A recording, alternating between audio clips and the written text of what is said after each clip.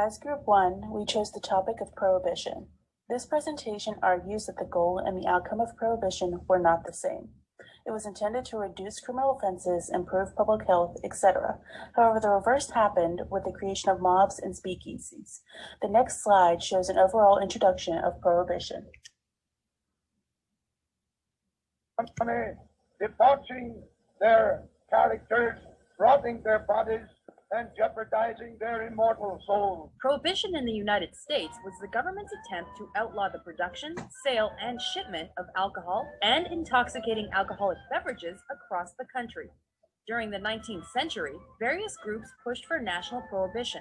For instance, Southern and rural populations believed a liquor ban would curtail the crime they associated with the growing number of immigrants living in American cities. In addition, clashes arose between conflicting religious factions that were separated into the wets and dries. The dries disapproved of drinking and considered saloons and other popular spots of alcohol consumption politically corrupt. Conversely, the wets wanted the state to remain uninvolved in discussions of morality. Support for prohibition grew, and organizations like the Anti-Saloon League lobbied for the case. Many African Americans, women's groups, and progressives were also in favor. The 18th Amendment of the Constitution was the change that established the liquor ban, and it was proposed by the U.S. Senate in 1917. 2 years later, it was ratified and then enabled when Congress passed the Volstead Act, and it identified the affected liquors and the consequences for the law's violation. Prohibition went into effect on January 16, 1920. The task of enforcing the Volstead Act was given to the federal agency known as the Prohibition Unit, which was later called the Bureau of Prohibition. This agency faced many difficulties, mainly because the urban population strongly opposed the ban and found as many ways around it as possible. Before Prohibition occurred, there was an increase in alcohol abuse. This led to abuse at home to family members, poverty within many families after the breadwinner would spend the family's income in the saloons, and neglect towards the family. The core principle for public health was harm reduction. The temperance movement was the driving force behind Prohibition. Women all across America got fed up with their husbands' abuse of alcohol. Organizations such as the Women's Christian Temperance Union was created to abolish the sale of alcohol. Anti-Saloon League quickly followed after in 1893. Carrie Nation was one of the prominent leaders known for her violent outbreaks with a hatchet along with her rousing speeches. In this era, it was common to use propaganda to extend one belief to many other people.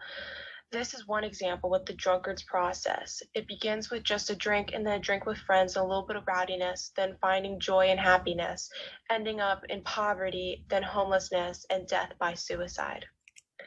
The 18th Amendment was first ratified on January 16, 1919, and it prohibited the manufacturing, transportation, and sale of intoxicating liquors.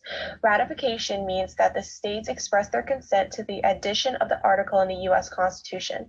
The first state to do so was Mississippi, and the last state was Utah. The 18th Amendment established prohibition in the United States. It is broken down into 3 sections. The first prohibited the manufacturing, transportation, and sale of intoxicating liquors, and Section 2 said that Congress had the power to enforce the article. Section 3 said that it must be ratified within several years in order to be effective in the United States. In hopes to enforce the 18th Amendment, the National Prohibition Act, also called the Volstead Act, was created on October 28, 1919, by Andrew Volstead. It banned the production and distribution of alcohol. However, there were many loopholes in it, such as alcohol could be used for medical, sacramental, and industrial use. The Prohibition era began January 19, 1920. However, some states had attempted prohibition years prior. Massachusetts was one of the first to try in 1844, however, it was a failure and ended in riots. Many bootleggers also invented an illegal substance which today is called moonshine.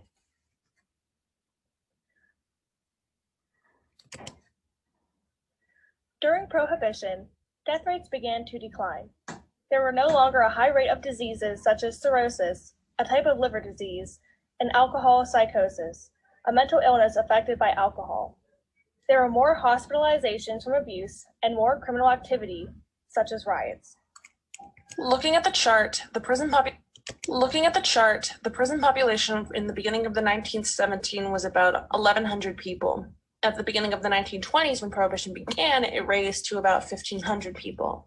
The homicide rates from the beginning of the 1970s was a 1.2 per 100,000 population. In the beginning of the 1920s, it was 7.2 per 100,000 people. Looking at the section of the graph that I've marked off with the red box, the homicide rates at the beginning of the 1920s was about 6.8 people per 100,000 people. In the beginning of the 1930s, when Prohibition was repealed, it was roughly 9.8 per 100,000 people. According to the chart that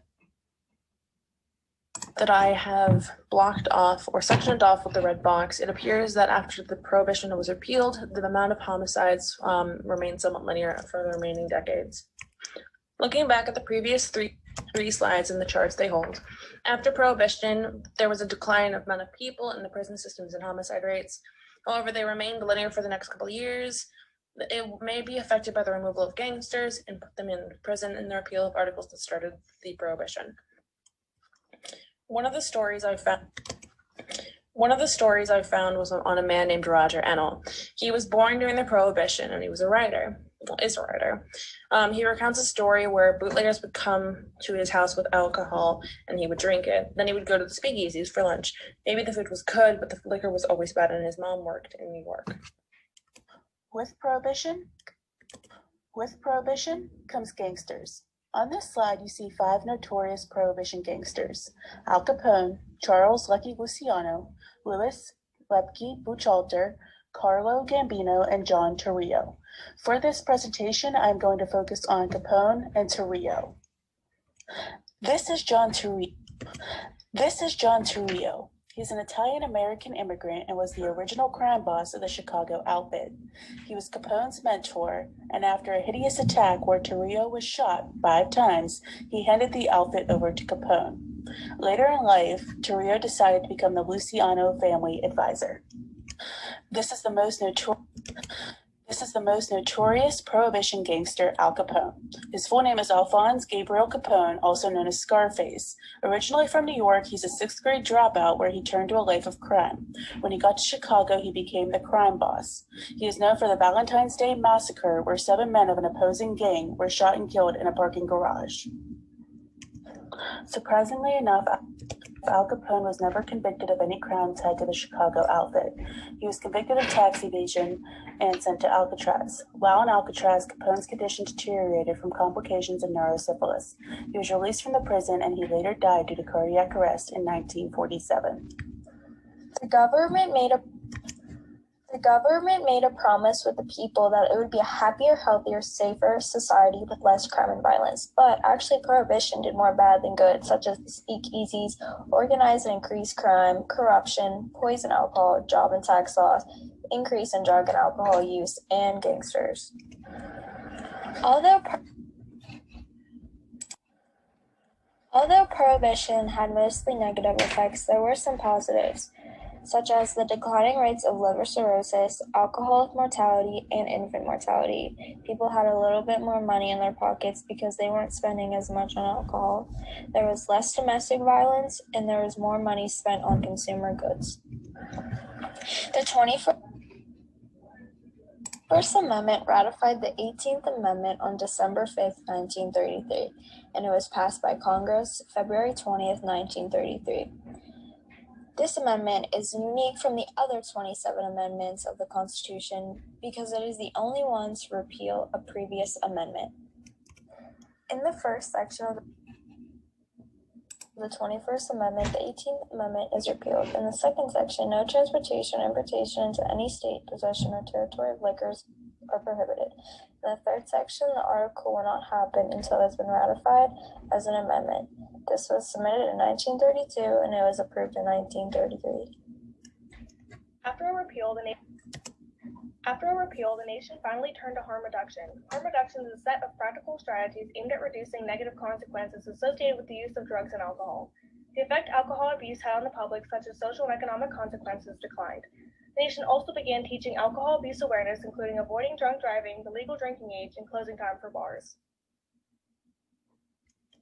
The reason why alcohol became legalized is because many people enjoy drinking.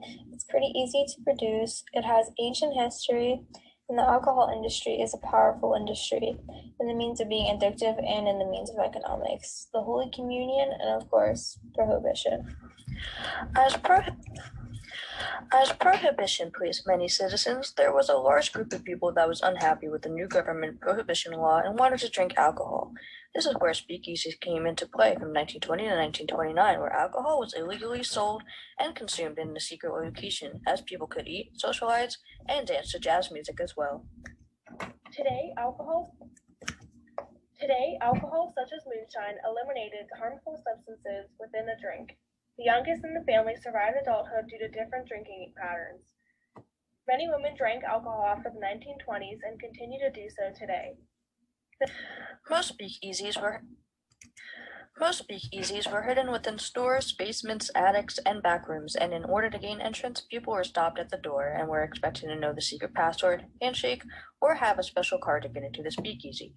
Bartenders then warned everyone to speak easy, which means using the code names the bartender has for certain alcoholic beverages. Speakeasy owners were quite persuasive to prohibitionists who happened to be suspicious of a certain location. Most times they'd turn around and leave because of how persuasive the owner was, and they'd never know what they'd turn away from. This worked negatively towards prohibitionists since they could not fight against those who were against the prohibition law, and they were blind to see how many people were really against it. For the first time in American history, this was where the rich and poor illegally drank together. Even racial barriers were no longer existing in speakeasies, as white people and African Americans drank together, breaking the law. Women were breaking societal norms as well, as they wore short hair and revealing clothing. They were known as flappers and were popular among speakeasies. Factory workers, police officers, judges, and even mayors were found in speakeasies. Customers seeing high-ranking local officials defying the national law and made it hard to enforce prohibition. Therefore, it was negative against prohibition, and it assured society that it was okay to go against the law. But in the end, it brought everyone together in a positive way within the speakeasies. Here is our citation.